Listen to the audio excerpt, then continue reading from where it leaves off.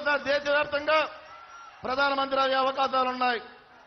మరి వీరి ఉమ్మడి కూటమితో రాబోయే రాష్ట్ర వ్యాప్తంగా కూడా మరి అధికారంలోకి వచ్చే అవకాశం ఉంది. కాబట్టి మరి రాష్ట్ర ప్రజలందరూ అదేవిధంగా నియోజకవర్గ ప్రజలందరూ కూడా మీ అమూల్యమైన ఓట్లేసి ఈ కూటమి అభ్యర్థులు గెలిపిస్తారని చెప్పి మనస్ఫూర్తిగా కోరుకుంటున్నాం. అదేవిధంగా జగన్మోహన్ రెడ్డి ఉన్నాడు. మరి 5 సంవత్సరాలు మరి ఆ రోజున అందరినీ నమ్మించి ఓట్లేశాడు జగన్మోహన్ రెడ్డి.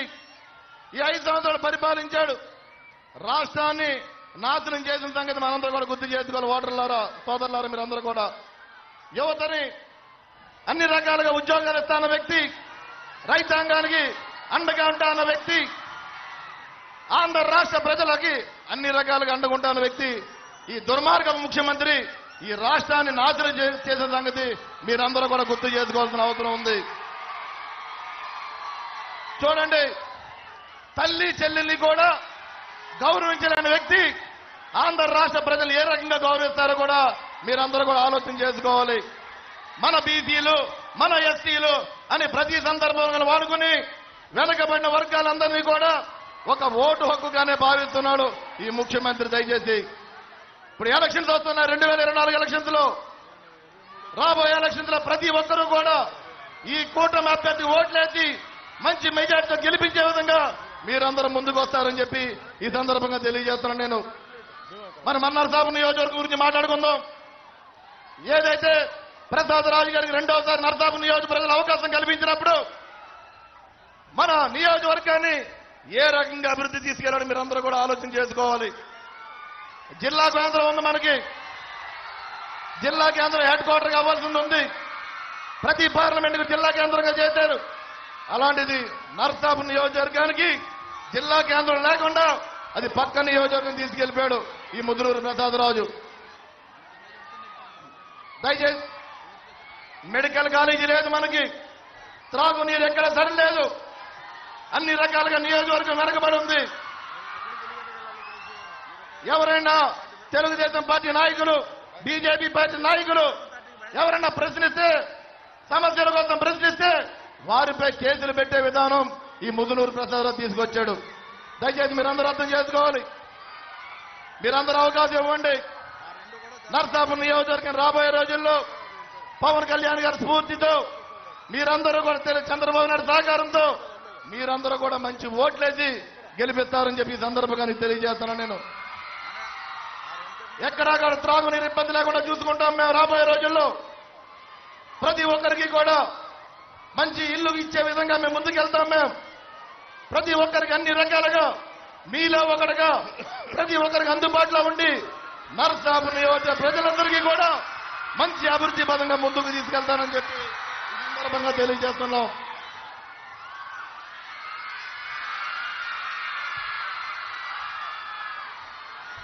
మరి ప్రసాదరాజు గారి గురించి ఇంకా మాట్లాడుకోవాల్సిన అవసరం ఉన్నాయి. ఏదైతే ఏటుగట్టు నిర్మాణం ఉందో దాదాపుగా 27 కోట్ల రూపాయలు వెచ్చించి నాసి రకం రాళ్లు వేసి అక్కడ ఏటుగట్టు నిర్మాణాన్ని కొట్టుకుపోయే విధంగా ఈ ముదురూరు ప్రసాదరాజు చేశాడు. ప్రతి సందర్భంలో ప్రతి విషయంలో కూడా అవినీతి, ఇళ్ల పట్టాల విషయంలో కూడా ఆర్థికంగా లేని వాళ్ళకి సరైన ఇళ్ల పట్టాలు కూడా ఇవ్వలేని ఈ ఎమ్మెల్యే ముదురూరు ప్రసాదరాజు. దయచేసి కులాల మధ్య చిచ్చు పెట్టే వాతావరణాన్ని తీసుకొచ్చిన వ్యక్తి కూడా ఈ ముదునూరు ప్రసాదరాజు. దయచేసి మీరందరూ ఎలక్షన్లు వస్తున్నాయి.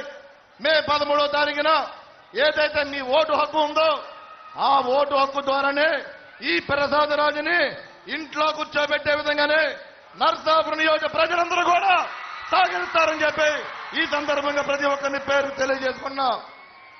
మీకోసం పవన్ కళ్యాణ్ గారు ఉన్నారు.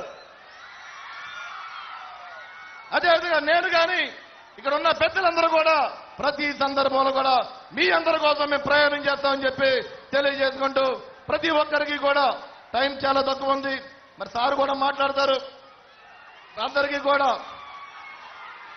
అదేవిధంగా మన కూటమిలో పార్లమెంట్ అభ్యర్థిగా భూపత్ర శ్రీనివాస్ వర్మ గారు కూడా ఇవ్వడం జరిగింది. మీరందరూ నర్సాపు నియోజక ఓటర్లందరూ కూడా ఒక ఓటు కమలానికి, మరొక ఓటు గ్లాసుకి వేసి ఇద్దరు అభ్యర్థుల్ని మంచి మెజార్టీతో మీరు గెలిపిస్తారని చెప్పి మనస్ఫూర్తిగా నేను కోరుకుంటూ నరసాపురం అడ్డ జనసేన గడ్డ, నరసాపురం అడ్డ జనసేన గడ్డ, నరసాపురం అడ్డ జనసేన గడ్డ. పవన్ కళ్యాణ్ గారి నాయకత్వం, పవన్ కళ్యాణ్ గారి నాయకత్వం, పవన్ కళ్యాణ్ గారి నాయకత్వం. థ్యాంక్ యూ, అందరికీ కూడా థ్యాంక్ యూ. పార్లమెంట్ అభ్యర్థి భూపతిరాజు శ్రీనివాసవర్మ గారు మాట్లాడతారు.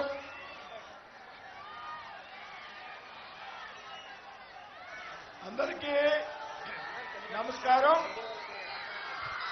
నేను చాలా క్లుప్తంగా మాట్లాడతాను.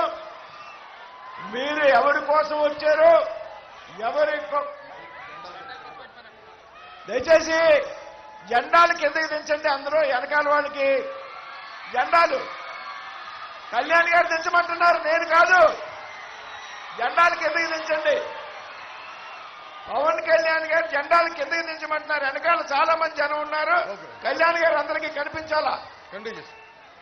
నేను చాలా క్లుప్తంగా